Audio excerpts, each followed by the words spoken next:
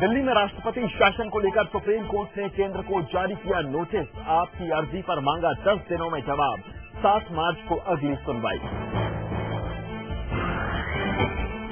कुली और फेरी वालों के बाद सोनीपत में किसानों की पंचायत में राहुल मोदी पर साधा निशाना। कहा बीजेपी को चला रहा है एक आदमी। कांग्रेस की मंशा सत्ता में हो सबकी भागीदारी।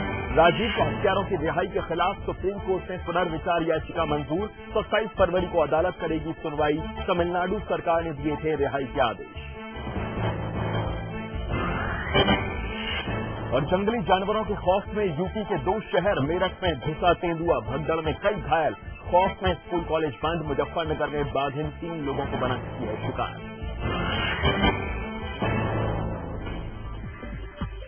नमस्कार, 7 बजे की खबरों में आप सभी का स्वागत है। आपके साथ मैं हूं देवेश के वशिष्ठ।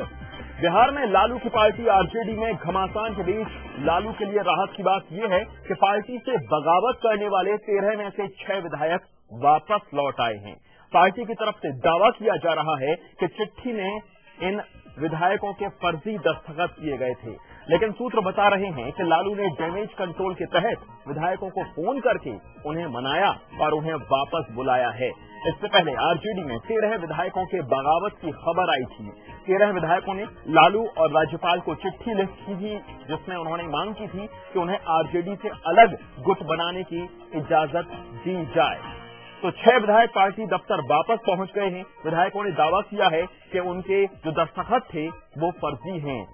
वो खत जिसमें अलग गुट बनाने की मांग की गई थी, 13 विधायकों के दस्तखत थे और 6 विधायकों ने कहा है कि उनके हस्ताक्षर, उनके दस्तखत फर्जी हैं और वो वापस लौट आए हैं।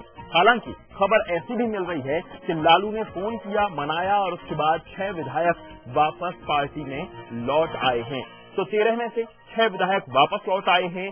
डैमेज कंट्रोल में लालू प्रसाद यादव जुटे हुए हैं, लेकिन बाकी विधायक अभी भी लालू से अलग रुख अपनाए हुए हैं। तो 6 विधायक 13 में से पार्टी दफ्तर पहुंच गए और उन्होंने एक दूसरे का हाथ थामते हुए एकजुटता दिखाई। विधायकों ने दावा किया कि उनके दस्तखत फर्जी हैं और गलत तरीके से किसी चिट्ठी पर ले लिए गए। तो बिहार आरजेडी में पूरा सियासी ड्रामा हुआ है। लालू के फोन के बाद 6 विधायक हालांकि पार्टी में लौट आए हैं, लेकिन 13 विधायकों ने स्पीकर को एक अलग दल के रूप में मान्यता देने की चिट्ठी लिखी थी और हैरत की बात ये कि विधानसभा अध्यक्ष ने तुरंत इस मान्यता को मान भी लिया और ये मान्यता दे दी।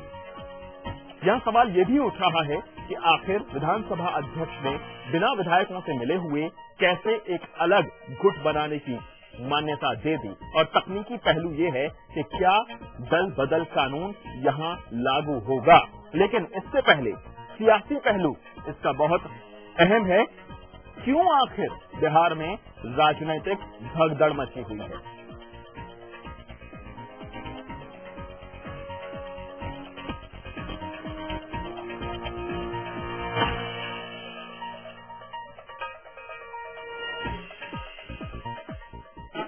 ये हमारे साथ धोखाधड़ी है।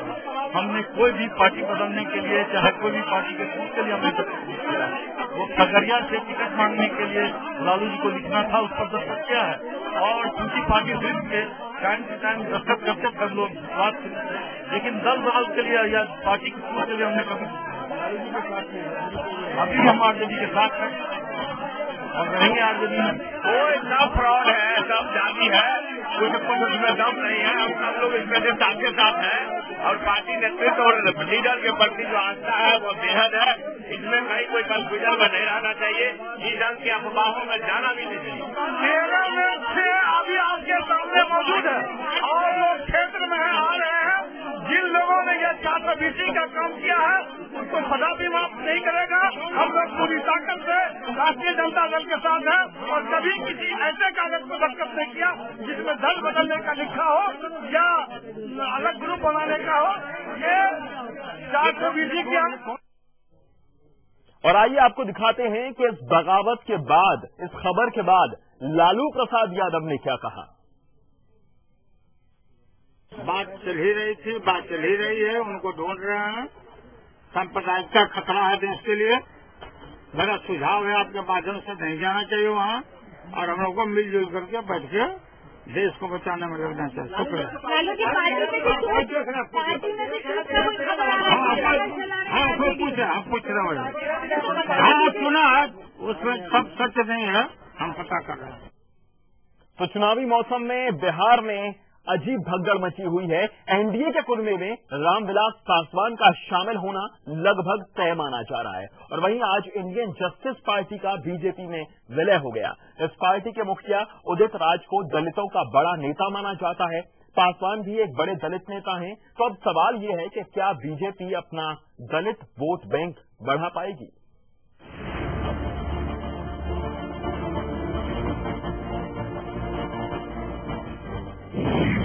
शुरू हुआ मोदी का मिशन 272।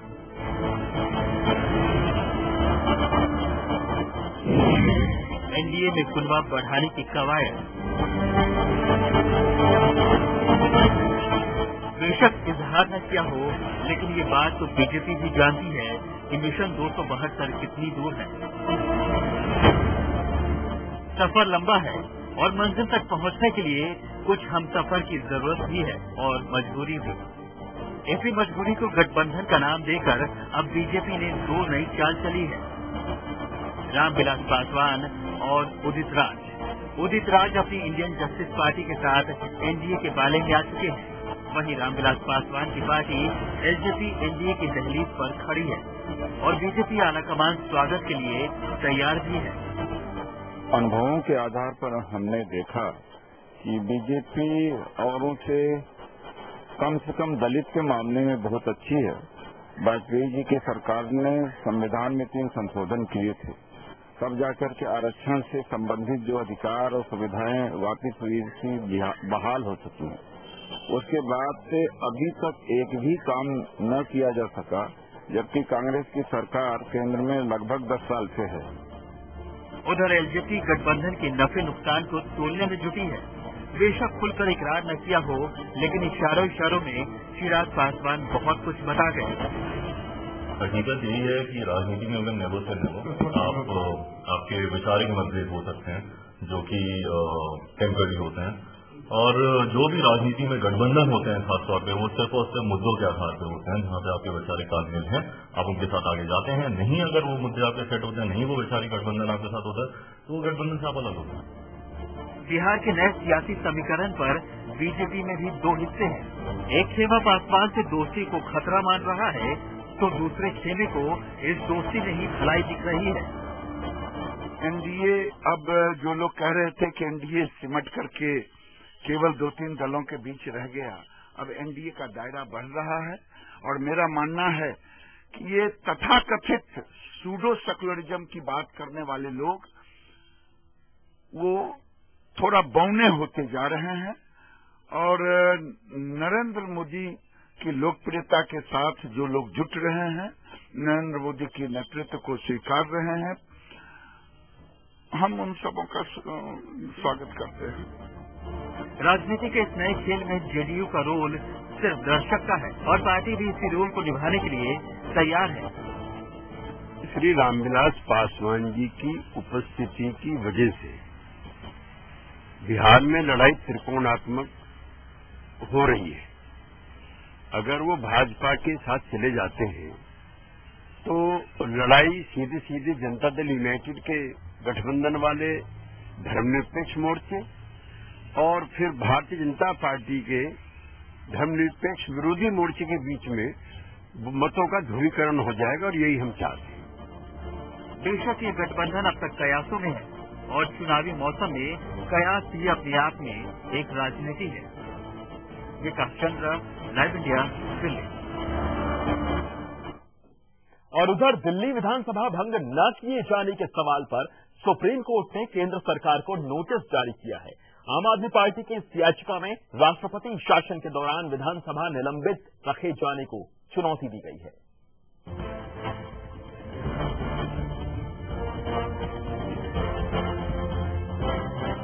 दिल्ली की विधानसभा भंग न किए जाने के फैसले को आम आदमी पार्टी ने सुप्रीम कोर्ट में चुनौती दी है। याचिका में आरोप लगाया गया है कि विधानसभा को निलंबन में रखना असंवैधानिक है। आम आदमी पार्टी ने आरोप लगाया है कि जब दिल्ली में सरकार बनने की स्थिति में कोई दल नहीं है तो आखिर विधानसभा भंग क्यों नहीं की गई। आम आदमी पार्टी की याचिका पर सुनवाई करते हुए सुप्रीम कोर्ट ने केंद्र सरकार को नोटिस जारी करके जवाब मांगा है। केंद्र सरकार को 10 दिनों में जवाब देना है कि क्या ऐसी स्थिति में विधानसभा को निलंबित रखा जाना संवैधानिक है।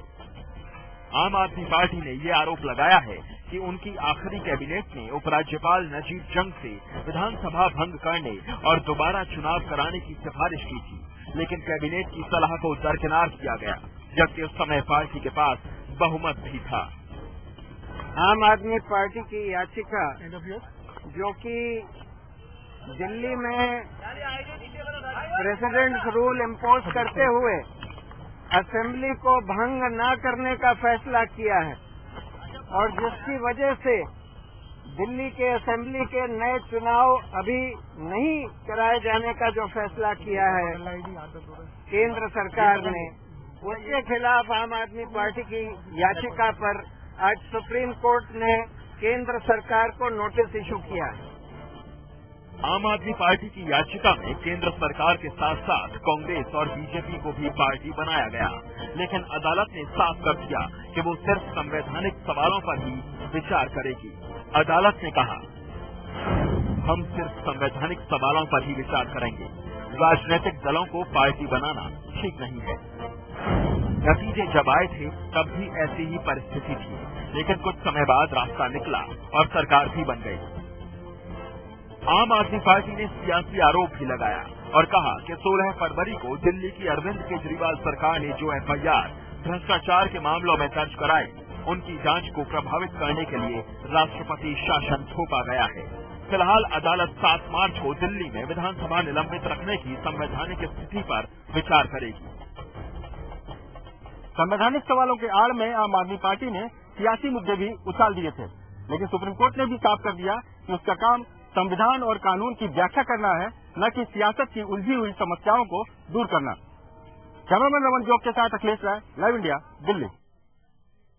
और गुजरात की पूर्व मंत्री माया कोडनानी को सुप्रीम कोर्ट से तगड़ा झटका लगा है। कोर्ट ने कोडनानी की जमानत अवधि बढ़ाने से इनकार कर दिया है और कोर्ट ने इस मामले में उन्हें हाई कोर्ट जाने को कहा है। आपको बता दें, माया कोडनानी 2002 के गुजरात के नरोदा पाटिया दंगा मामले में दोषी हैं और कोर्ट ने उन्हें इस मामले में 28 साल की सजा सुनाई है। इससे पहले गुजरात हाई कोर्ट ने माया कोडनानी की जमानत 6 महीने तक बढ़ाने की याचिका खारिज कर दी थी, लेकिन सुप्रीम कोर्ट ने उनकी जमानत 1 हफ्ते के लिए बढ़ा दी थी।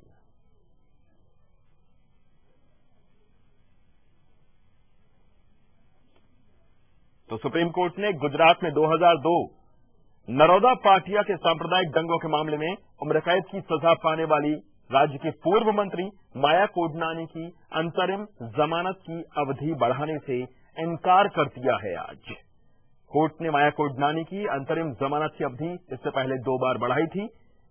कोर्ट ने पूर्व मंत्री के बीमारी के आधार पर अंतरिम जमानत की अवधि बढ़ाने से इनकार कर दिया। और पेट्रोलियम मंत्री वीरप्पा मोइली ने प्रधानमंत्री को चिट्ठी लिखकर कहा है कि केजी बेसिन से मिलने वाली गैस के दाम बढ़ाने जरूरी हैं। मोइली ने दाम बढ़ाने के पीछे ओएनजीसी की लागत का हवाला दिया, जिसके मुताबिक खुद ओएनजीसी को 2012-13 में गैस $3.6 की पड़ी थी।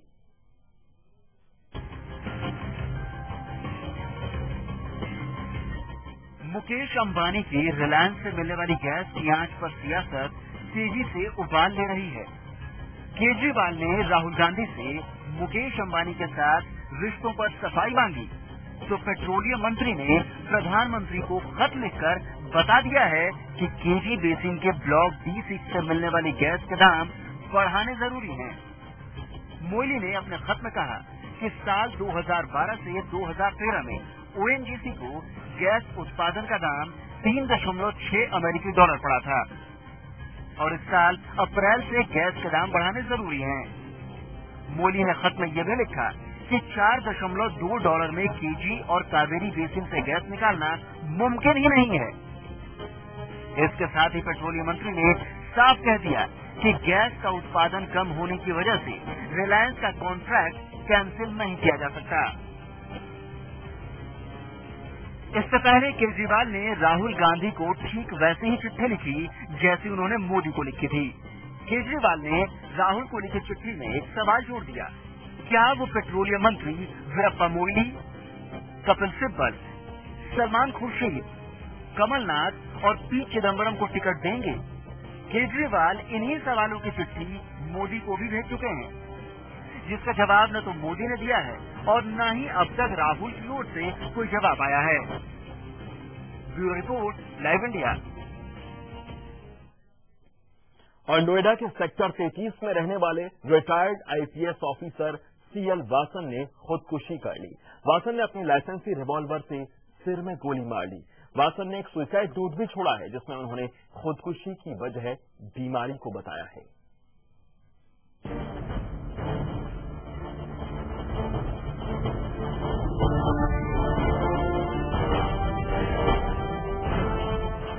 एक दर्द जो बर्दाश्त से बाहर हो गया और एक आईपीएस ने खुद की ले ली जान।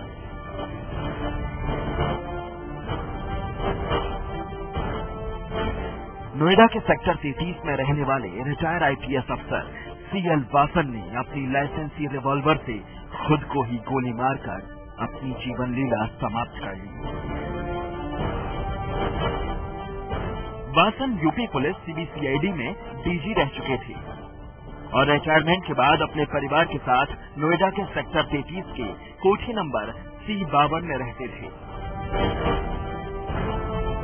62 बैच के आईपीएस अफसर रहे वासन बेहद ही तेज तर्रार ऑफिसर माने जाते थे और सुसाइड नोट के मुताबिक वो अपने पीठ के दर्द से बेहद परेशान थे।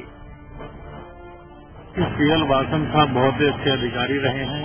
नोएडा में जितनी आरडब्ल्यू है, हमारी फेडरेशन है, हमारे साथ में वो जुड़कर काम करते थे। हमेशा सामाजिक व्यक्ति रहे हैं और उनकी जितनी तारीफ की जाए उतनी कम है।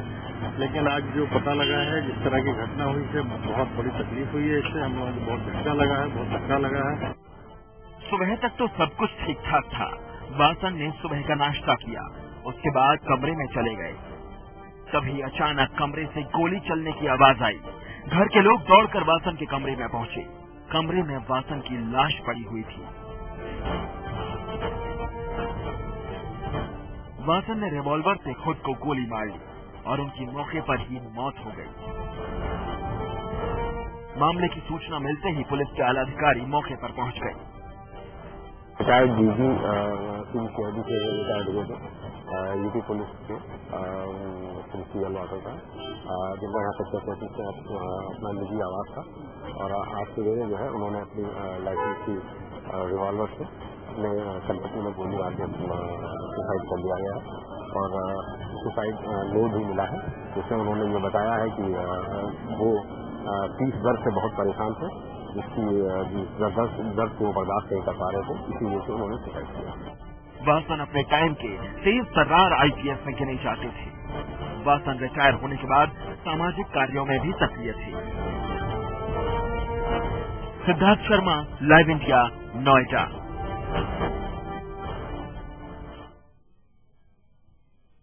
और यहाँ रुकेंगे छोटे से ब्रेक के लिए। ब्रेक के बाद भी लाइव इंडिया पर खबरों का सफर लगातार जारी।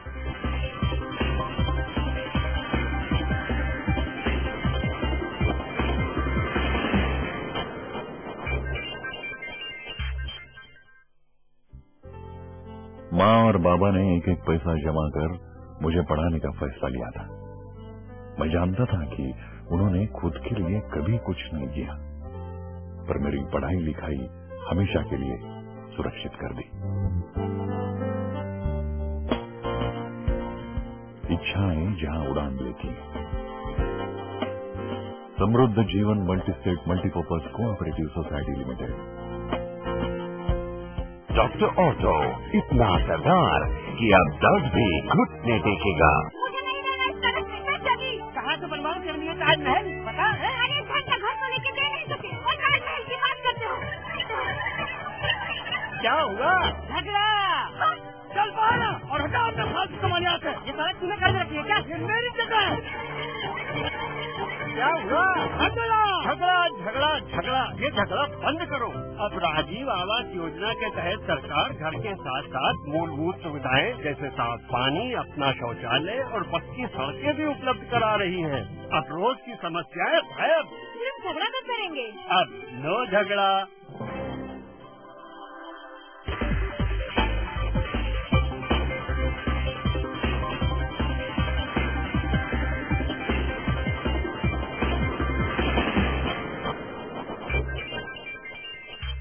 ब्रेक के बाद एक बार फिर आप सभी का स्वागत है।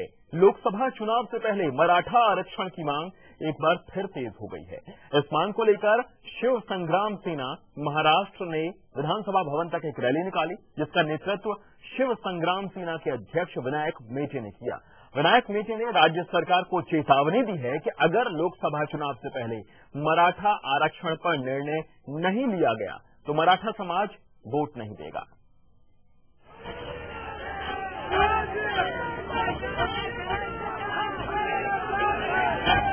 मुंबई की सड़कों पर लोगों का यह विशाल हुजूम जुटा है मराठा आरक्षण की मांग को लेकर।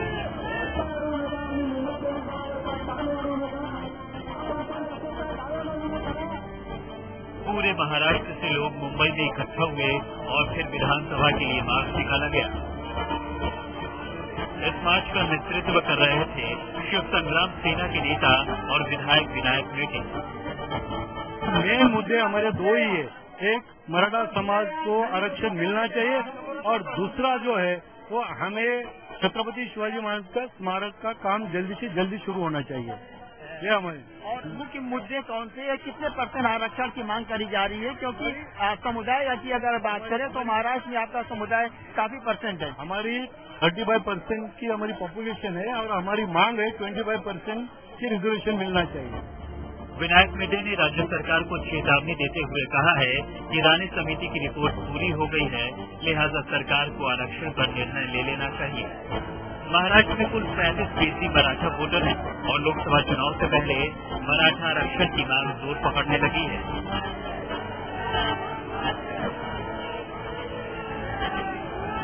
राज्य सरकार से लोगों की मांग है कि मराठा आरक्षण का सरकार ऐलान करे, नहीं तो मराठा वोटर चुनाव का बहिष्कार करेंगे। हमारे साथ आए हैं कम से कम 2,500 लोग मराठा समाज का आरक्षण के लिए। मराठा समाज को ओबीसी इसमें लेना चाहिए, इसके लिए हम इधर आज की तारीख में विधान भवन पे मोर्चा लेके आए हैं। धड़क मोर्चा है हमारा। अगर इस बार अगर ये शासन ने हमको आरक्षण नहीं दिया तो हम इस सरकार को यहाँ से उखाड़ के फेंक देंगे। हमें ओबीसी कैटेगरी में पहले जो ओबीसी है उसको छोड़ के अलग से 27% हमें आरक्षण होना चाहिए। मोर्चे में शामिल होने के लिए महाराष्ट्र के अलग अलग इलाकों से लोग मुंबई पहुंचे। सरकार तक अपनी मांग पहुंचाने के लिए कुछ लोगों ने अनोखा अंदाज भी अपनाया। महाराष्ट्र से कई किलोमीटर दूरी पर बीड़ नाम का एक गांव है। इस गांव से कई युवक जो है वो बैलगाड़ी अपने कंधे से खींचकर मुंबई तक आए हैं। सरकार को अल्टीमेटम देने जा रहे हैं कि अभी आपको मराठा समाज को रिजर्वेशन देना होगा या फिर आपको घर का रास्ता पकड़ना होगा। मोर्चा मुंबई के अलग अलग इलाकों से होता हुआ भाईखला स्थित आजाद मैदान पहुंचा, जहां ये सभा में तब्दील हो गई। पंकज दर्वी के साथ अब्बास नकवी, लाइव इंडिया, मुंबई। और उत्तर प्रदेश के मेरठ में तेंदुए का आतंक आज भी बना रहा। तेंदुए को पकड़ने के तमाम हथकंडे, तमाम कोशिशें बेकार नजर आ रही हैं। उसे पकड़ने के लिए कैंटोनमेंट अस्पताल में जाल बिछाया गया, जिसे तोड़कर तेंदुआ सबकी आंखों के सामने से भाग निकला और प्रशासन ने आज सभी स्कूल कॉलेजों को भी एहतियातन बंद करा दिया था।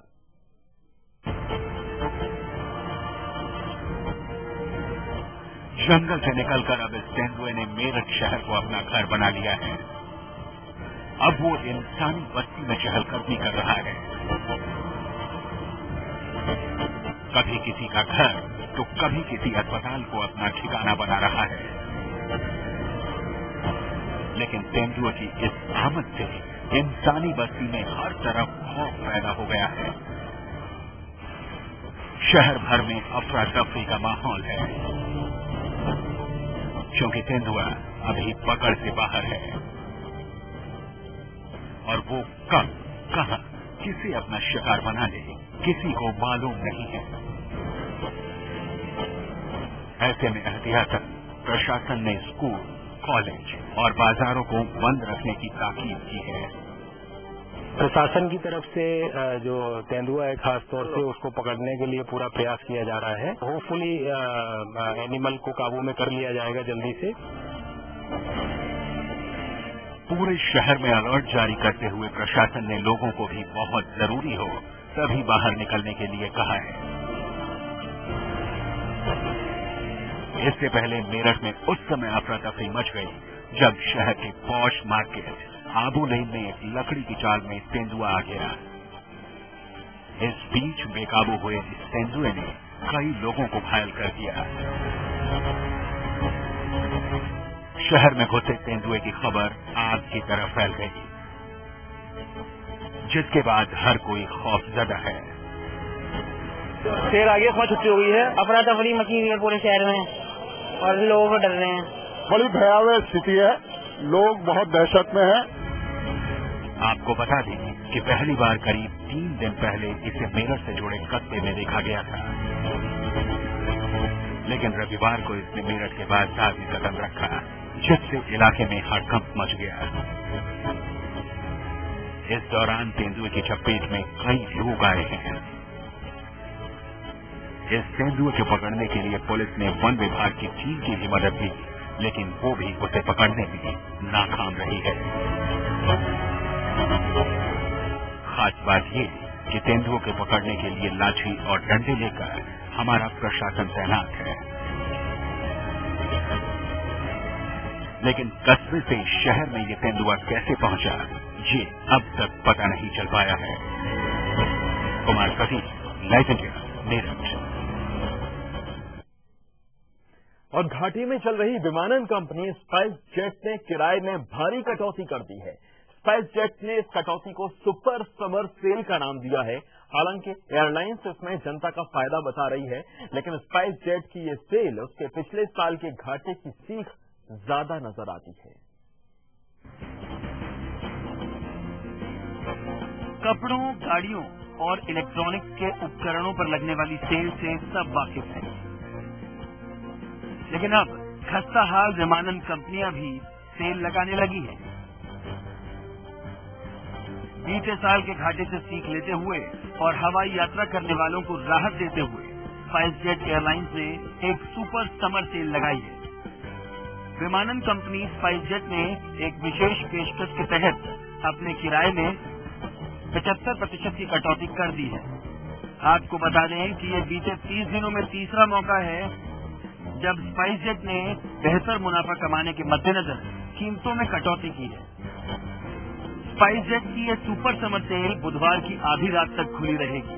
विमानन कंपनी के मुताबिक इस बिक्री पेशकश के तहत 1 अप्रैल से 30 जून 2014 के बीच यात्रा के लिए किराया 75% तक कम कर दिया गया है। इसके अलावा ईंधन अधिभार भी कम होगा, जो यात्रा के समय के किराए से जुड़ा होगा।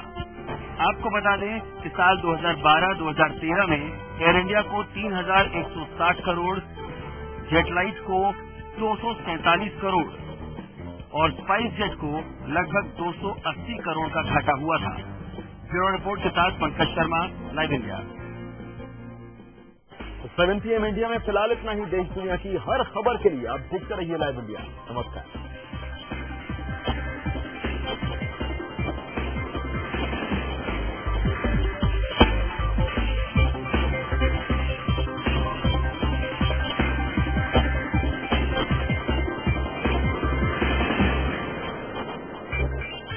PM इंडिया के प्रायोजक है केश किंग आयुर्वेदिक तेल, the king of hair oil.